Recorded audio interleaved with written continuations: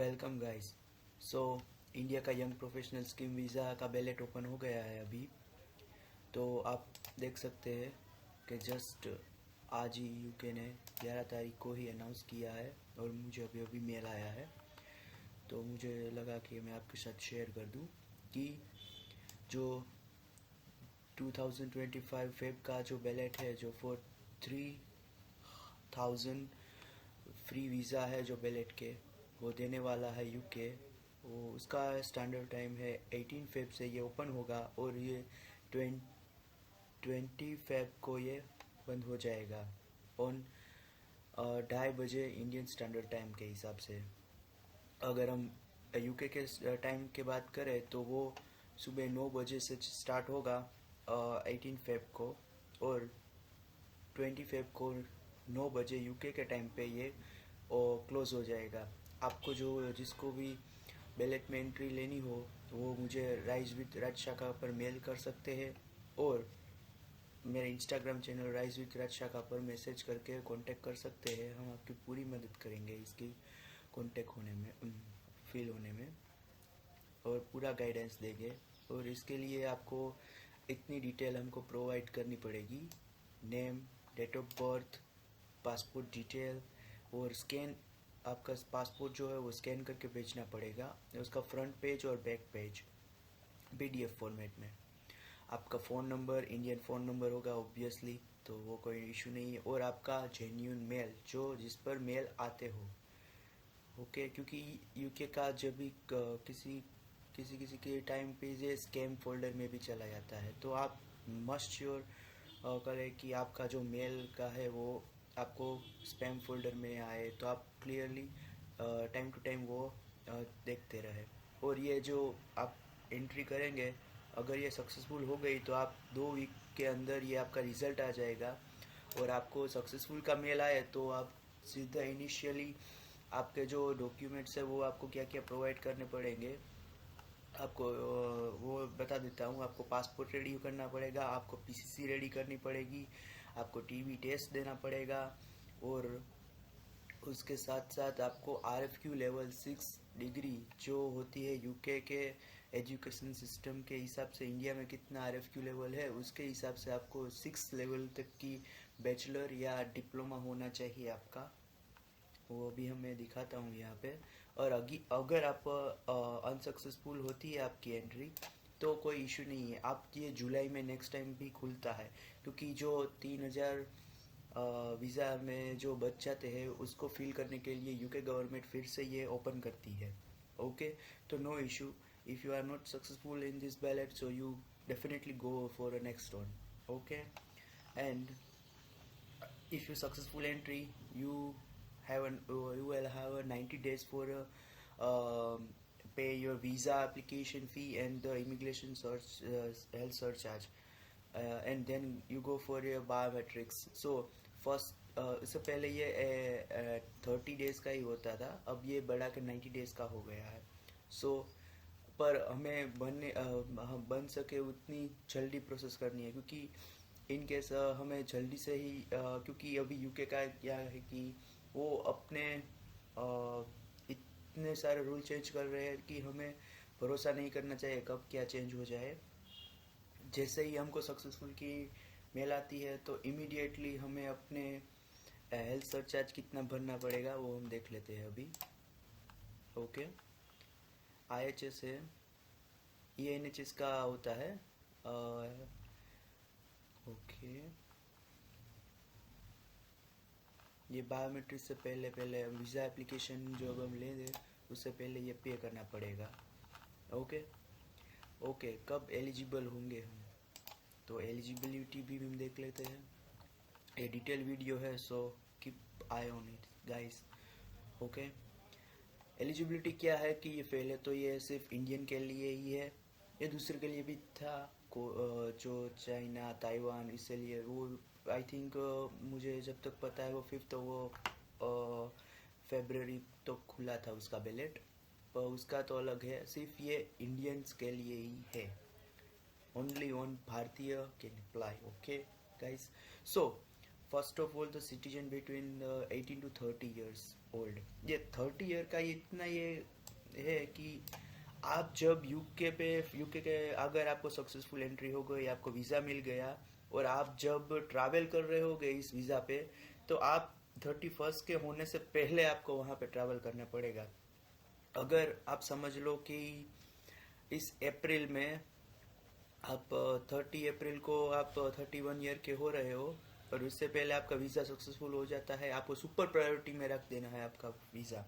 Okay guys, सो उसके पहले आप मान लो कि 31st को आप 30 अप्रैल को आप 31 ईयर के हो रहे हो, तो उससे पहले 29 ऑफ अप्रैल को आपको यूके में लैंड करना पड़ेगा।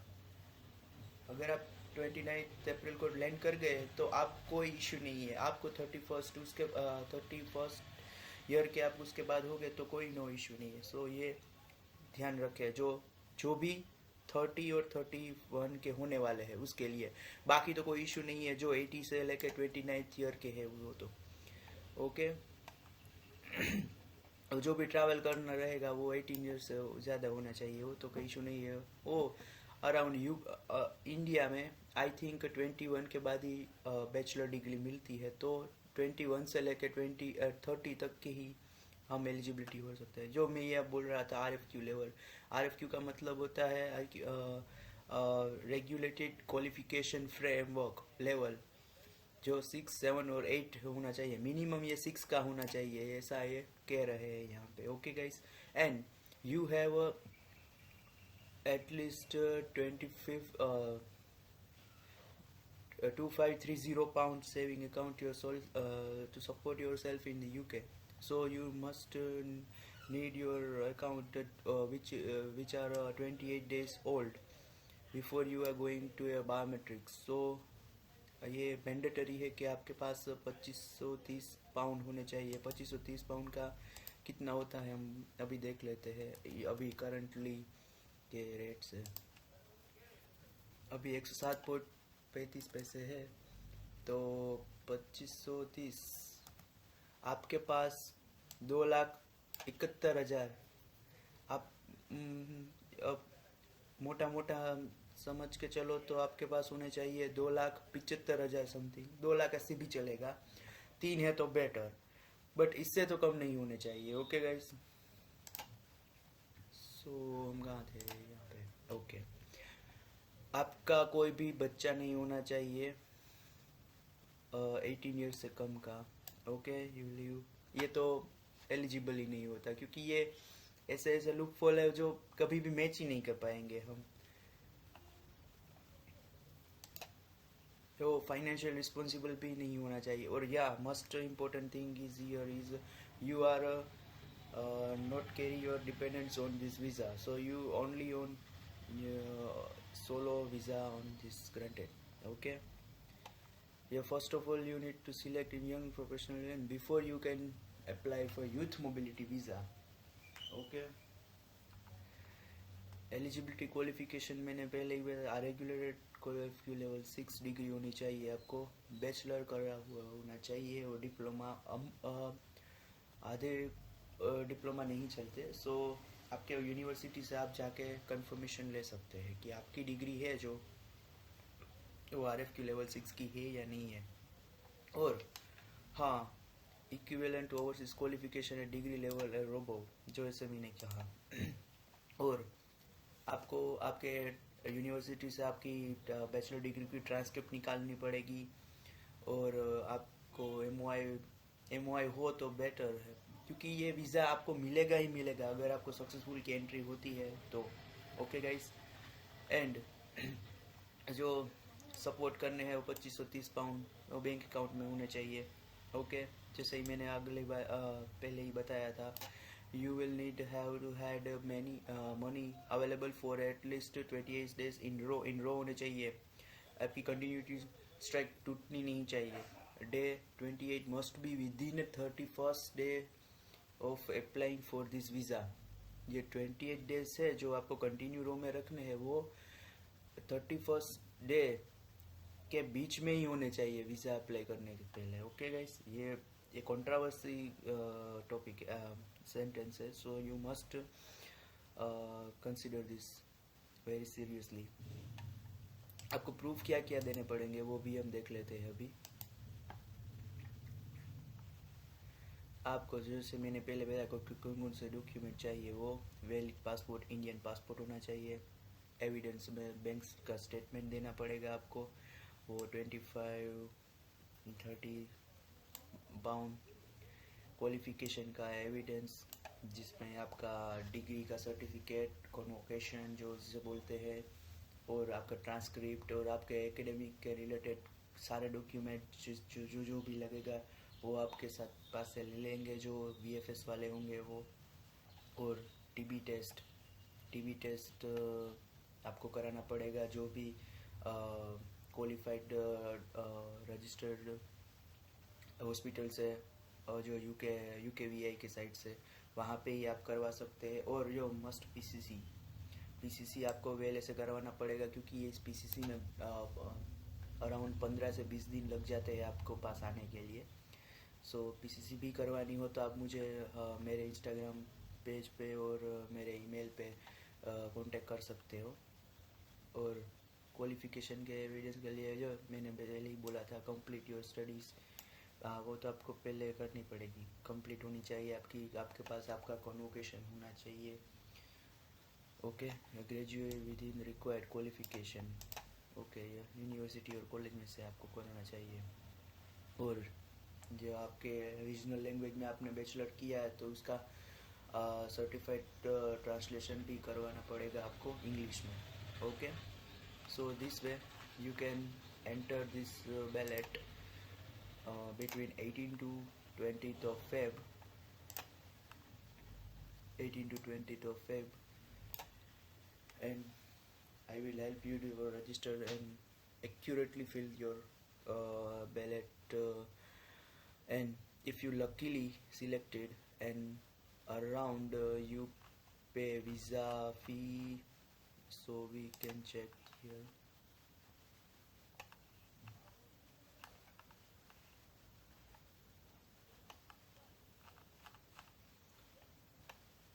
इसमें कितना खर्चा रहेगा तो वो हम देख लेते हैं. तो 2530 पाउंड जो आपको रखने पड़ेंगे वो रखने पड़ेंगे आपको बैंक में.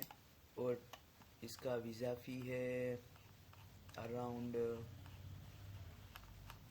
अभी हम देख लेते हैं.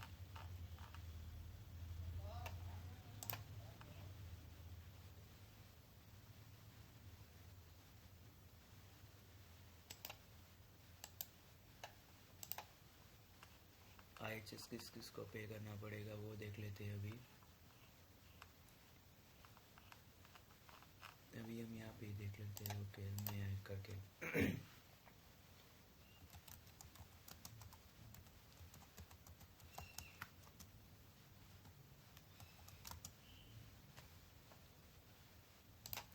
IHS फी कितनी रहेगी.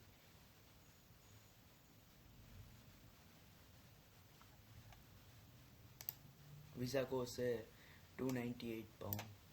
ओके, 298 ये. अभी हम कैलकुलेटर खोल लेते हैं.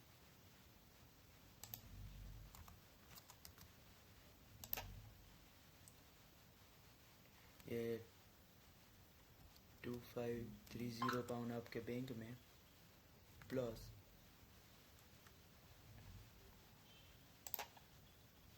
2530 इट्स स्टेटमेंट, प्लस 298 जो आपकी वीज़ा फ़ी है वो, और IHS होगा. अभी हम देख लेते हैं.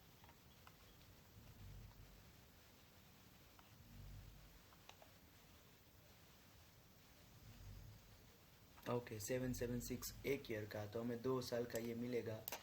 तो ये होगा 776 प्लस 776, आपके पास 4380 पाउंड इंडियन रुपीस में लगेंगे. तो हम ये भी देख लेते हैं कितने होंगे ये.